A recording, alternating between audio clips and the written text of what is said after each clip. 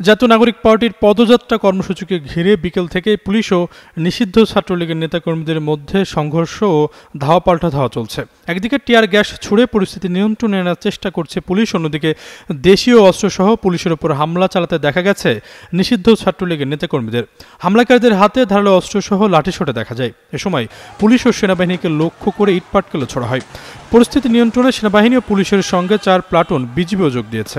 হামলা ধাওয়া পাল্টা ধাওয়ার মধ্যেই গোপালগঞ্জে 144 ধারা জারি করা হয়েছে। এর আগে জয় বাংলা স্লোগান দিতে দিতে এনসিপি সমাবেশ মঞ্চে হামলা চালায় নিষিদ্ধ ঘোষিত ছাত্রলীগের নেতাকর্মীরা।